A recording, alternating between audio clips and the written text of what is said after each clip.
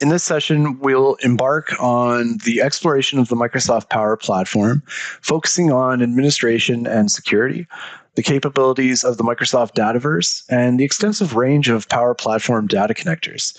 Prepare to unlock the potential of these power tools to transform your business solutions. Let's get started with this session. So during this session, we're going to learn about the key fundamental foundational elements that are involved in creating Microsoft Power Platform solutions. We're going to get started by working on the learning objective, Power Platform administration and security. Let's talk about environments in Dataverse. Any items that you create in that environment, including connections, gateways, flows that are using Power Automate, and more, are also bound to their environment's location. Environments are used to store, manage, and share your organization's business data, its apps and flows in Microsoft Power Platform. And each environment allows you to provision one Dataverse database for use within that environment. Dataverse environments allow you to manage user access, security settings, and the storage associated with that database. So each environment is created under Microsoft Entra ID or Azure Active Directory tenant. Its resources can only be accessed by users within that tenant.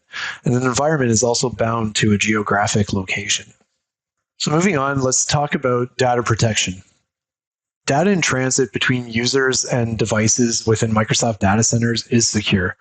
Connections established between customers and Microsoft data centers are encrypted, and all public endpoints are secured using industry standard transport layer security, TLS.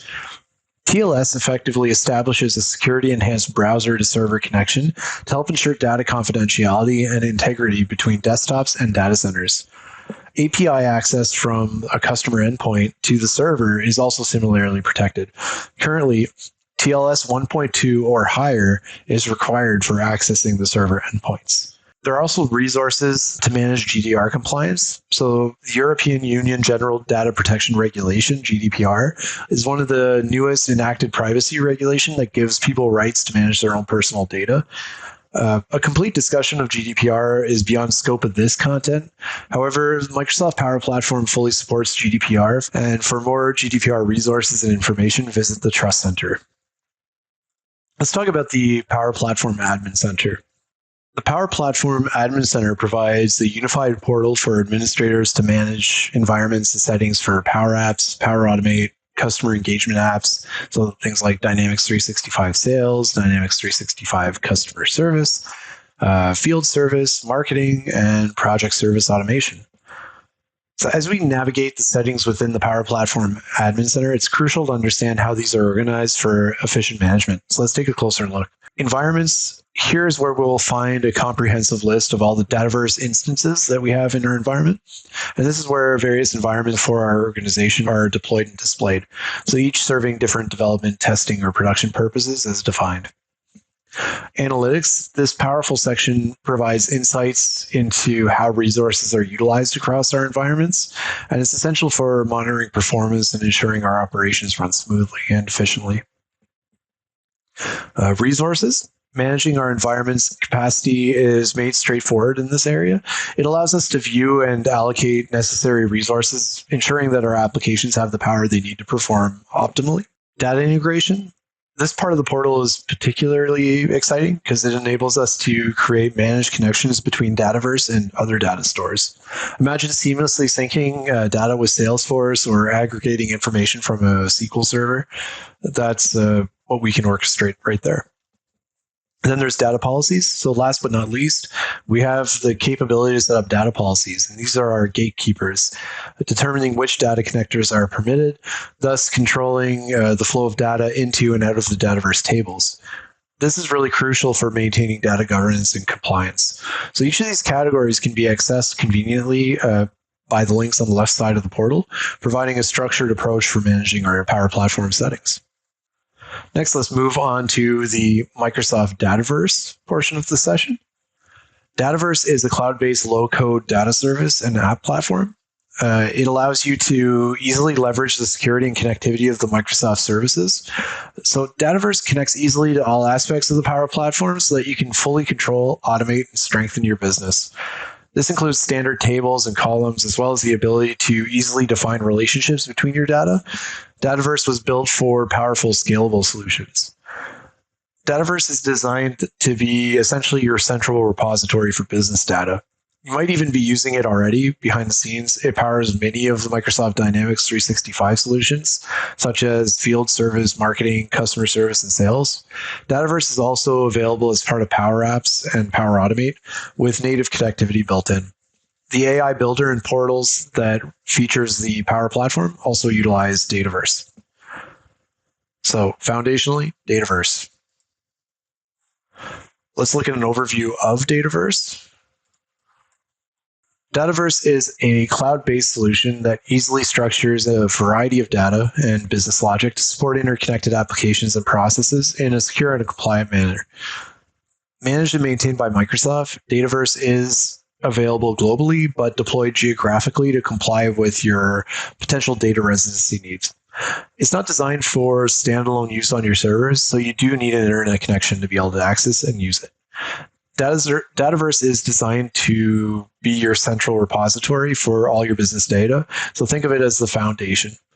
The ease of setting up a Dataverse database with a standardized data model under it simplifies your ability to concentrate on building solutions without worrying about the infrastructure, the storage, or the data integration.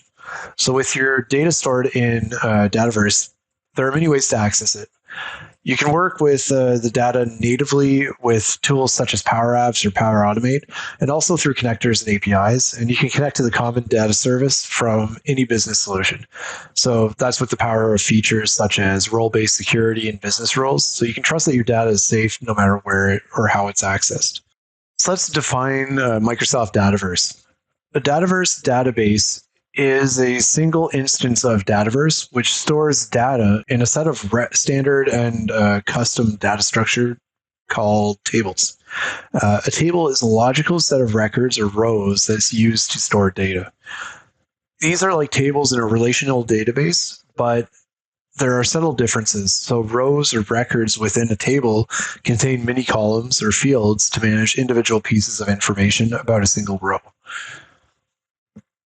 The Common Data Model, or CDM, is a common language used to describe data by business and analytical applications, and it consists of a set of standard and extensible data definitions which are published by Microsoft to enable consistency and alignment of data across its ecosystems. So CDM allows everyone and everything, humans, devices, bots, AI, line of business systems, and services to interact with the data and be able to have a consolidated and common understanding of it. So we'll cover that in more detail on the next slide.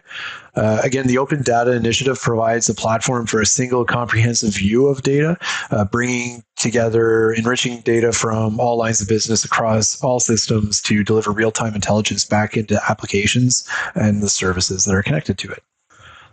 So the Common Data Model provides a shared data language for business and analytical applications to use. It made it easier to bring together data from multiple systems and applications, and the CDM metadata system makes it possible for data and its meaning to be shared across applications and business processes, such as Microsoft Power Apps or Power BI, Dynamics 365, and Azure. So in addition to the metadata system, Common Data Model includes a set of standardized extensible data schemes, and these schemas are published by Microsoft and its partners. This collection of predefined schemas includes entities, attributes, semantic metadata, and relationships. And the schemas represent the commonly used concepts and activities such as account and campaign to simplify the creation and aggregation and analysis of data. Historically, the work to build an app has been tightly tied with data integration, but with the CDM, or the Common Data Model, and the platforms that support it, the two can happen independently. So app makers and or developers, whether these users leverage code-based platforms or a low-code, no-code platform like Power Apps or Power BI, they need to store and manage data for their apps. Data integrators, these users are responsible for bringing the data from a variety of systems to make it accessible for apps to use. Common Data Model simplifies data management and app development by unifying data into a known form and applying structural and semantic consistency across multiple apps and deployments. So to summarize the benefits, structural and semantic consistency across applications and deployments, simplified integration and disambiguation of data that's collected from processes, digital interactions, product telemetry, and people interactions, and so on. So it's a unified shape, where data integrations combine existing enterprise data with other sources to use it holistically to develop apps and derive insights. So the ability to extend the schema and common data model standard entities really just allow us to tailor our model to our organization, or tailor your model to your organization. So let's talk about some types of tables. There's your standard set of tables. So this is the base set of tables created for every instance of a Dataverse database. And you can add more columns to any table, but you can only delete columns from a custom table. And then custom tables are created for very specific business applications, and all licensed Dataverse users can access custom tables if they're assigned the proper security permissions to do so. Then there's complex tables that contain complex server-side business logic, including real-time workflows or plugins. And some tables used in Dynamics 365 applications are complex as well.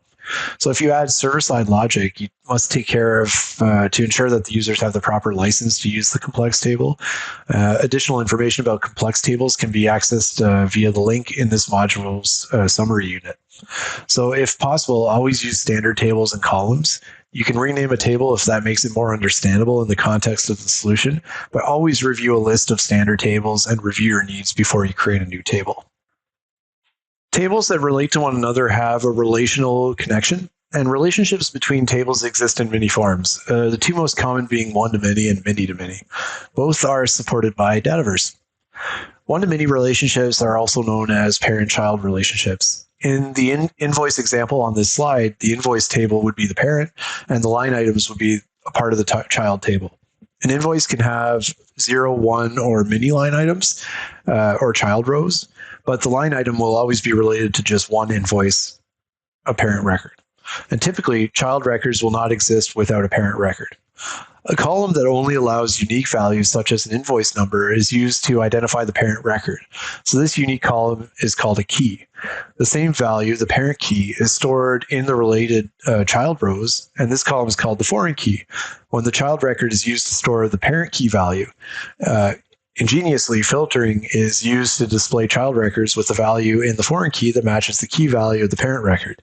So this allows applications to display the child records, line items in the previous example, that belong to the particular parent record, so invoice in the previous example.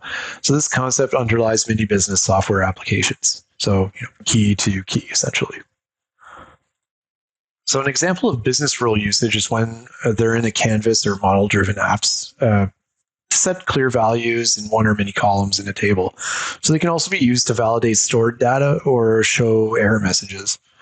So model-driven apps can use business rules to show or hide columns, enable or disable columns, and create recommendations based on business intelligence. So model-driven apps can also use business rules to show or hide columns. That's really just for model-driven apps only. Enable or disable columns, again, model-driven apps only. Create business recommendations based on business intelligence, and that, again, is only model-driven apps. One thing to note, though, is that columns were previously called fields, and you may see these terms used interchangeably in certain interfaces, such as building a business rule. So just keep that in mind when you're exploring. All right, let's dig into the Power Platform data connectors. Microsoft Power Platform gets its power from an ability to leverage data across many platforms. To do this, Microsoft Power Platform components use connectors. Think of connectors as bridges from a data source to your app or workflow, which allows information to be conveyed back and forth. You use connectors to extend your business solutions across platforms and add functionality to users. So Microsoft Power Platform has more than 275 connectors with the ability to build custom connectors as well. It's important to note that you'll need a paid plan to use premium connectors.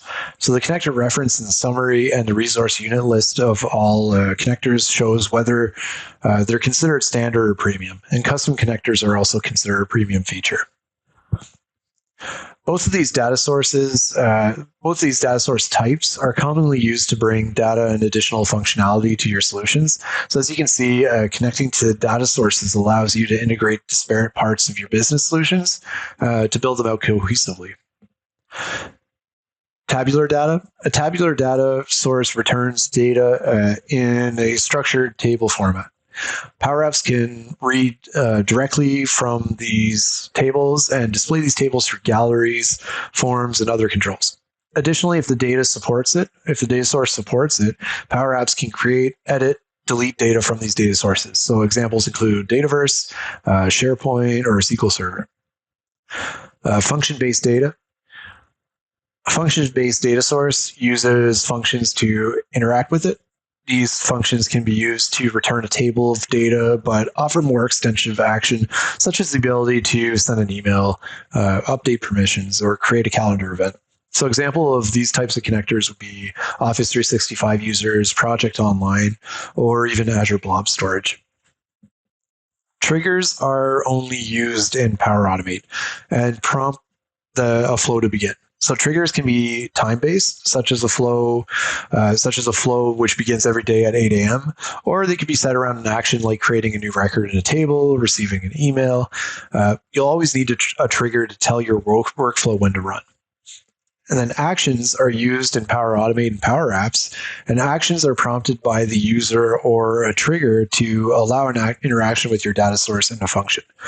So, for example, an action would be sending an email in your workflow or app, or writing a new line in a data source. Let's hop into a demo about data modeling.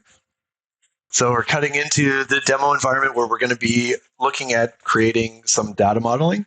And in order to do some data modeling, it always helps to understand the scenario and what we're trying to accomplish, because using Power Apps and Power Automate and Power BI and all this kind of stuff is really helpful, having a concept as to what the problem is and what we're trying to solve for. So in this scenario, we're working for Bellows College, and it's an educational organization where there's multiple buildings on the campus. The campus visits are currently recorded in paper journals, and the information is not really captured consistently. So administration wants to see us modernize this entire registration process.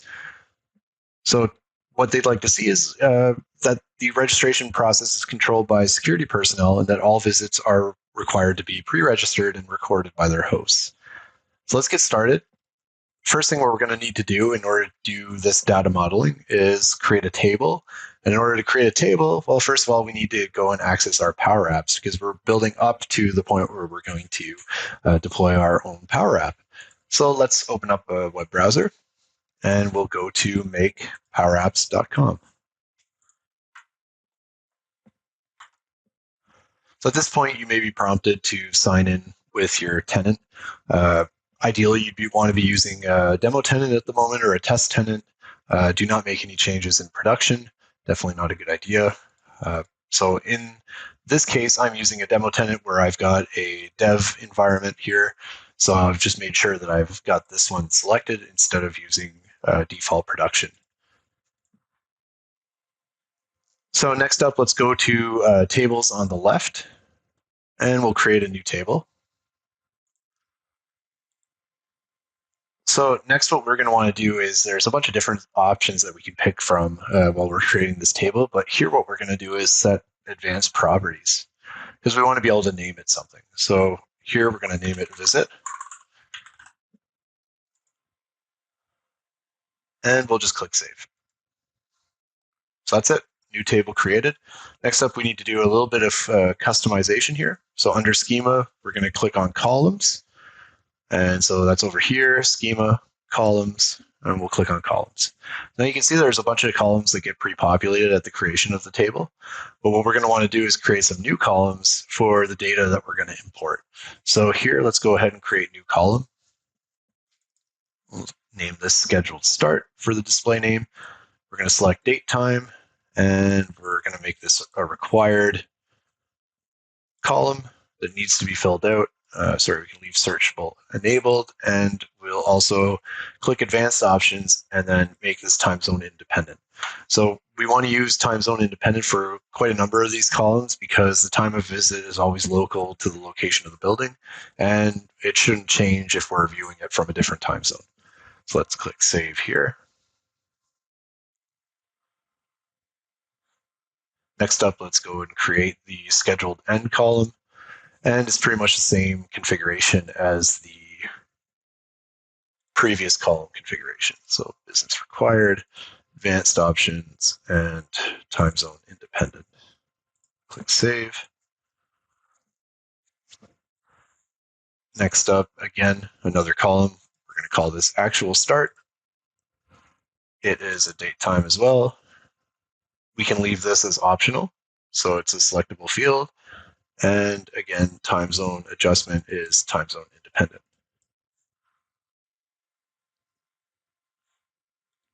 Now we need a column for the actual end, so when the visit actually ended.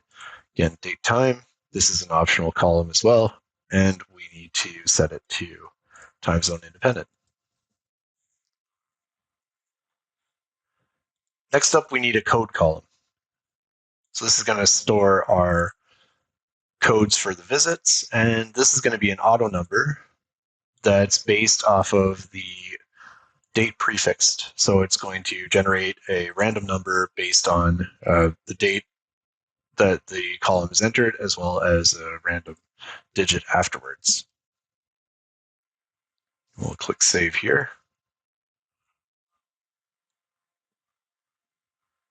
So we name that one code. And next up, we want to create a visitor column. So we'll name this one visitor. And this is going to be a lookup across a different table. And we're going to make it a related table to the contact table here. We just got to scroll down here until we find contact. And then under advanced options, we are going to make the relationship name visitor ID based off of the schema from visitor. Click save. All right, so now we need to import some data into our new table.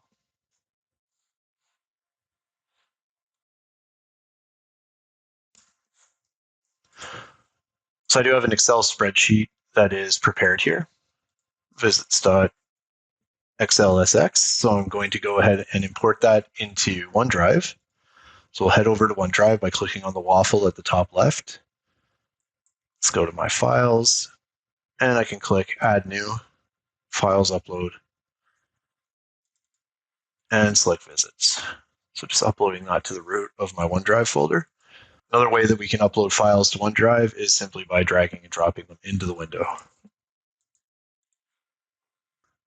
So now that our file is uploaded, we can head back to the Power Apps tab. If you close the tab by any chance as you're following along, just make sure you go back to make.powerapps.com. So we'll head back to make.powerapps.com and just make sure that we're still connected to the appropriate environment. Now what we need to do is go and import the data into the table that we created. So we're going to want to create a data flow. So the way we can create a data flow is by going to tables. And we'll go ahead and open the visit table because we want to import the data directly into this table. Next, what we'll do is click on import up here at the top, and we'll say import data.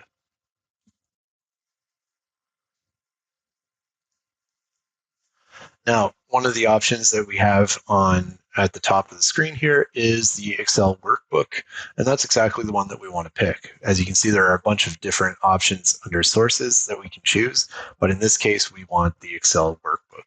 So we'll go ahead and click that.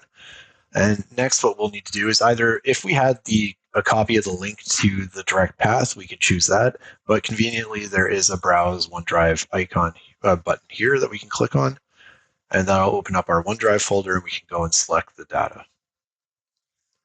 So let's select visits and click select. And now we can click next. This is going to open up a Power Query screen where we can go and select the appropriate table that we want to import. So in this case, we're going to import the sheet visits. See that it's grabbing some of the data from the sheet. This is perfect. Now we want to click next. This opens up a Power Query where there's the possibility of manipulating the data within this window as it's being imported in the table. But in this case, we don't want to do any data manipulation. We're just going to map the tables in the next screen. So from here, we'll just click next. So from here, what we want to do is make sure that our query visits is selected. This is the data that we're importing. We want to load data into an existing table. And that's the table that we created earlier called visits. So now we'll look for the table's name. And there it is, CR282. So what happens here is it generates a CR number as well as the number that's a random set of letters and numbers. So this could be 282, it could be L1L, it could be anything. So this is just randomly generated, but just keep that in mind, we're looking for the visit table here. So let's go ahead and click visit. And now the column mapping process is something that we need to walk through. This is a manual process, or there's also the automap functionality. So let's see if clicking automap does anything. In this case, when we clicked automap, it does map the code from the source column to our destination code column and name as well. However, scheduled end and scheduled start, it wasn't able to detect an equivalent column. So from our human interaction, we will go and select those manually. So actual end, actual start, scheduled end, and scheduled start. And let's go ahead and click next. On this option, we can choose refresh automatically or refresh manually. What we want to do is refresh manually because as we're changing data in here, we might just want to force the app to update itself or the data connection to update itself. So don't worry about that. What we're going to be concentrating on for now is just refreshing manually. And next we'll click publish. So it can take a bit of time for the data import correctly into the table. What we can do here is actually just click outside of the table and then go select the table again. See if that works. Yep, data's not in there yet. So let's just give it a bit more time.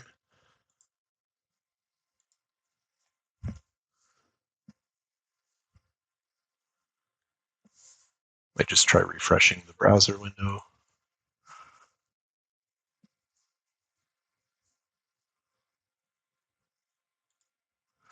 Well, it found the columns. So let's load those up into the column. So we need actual start, we need code,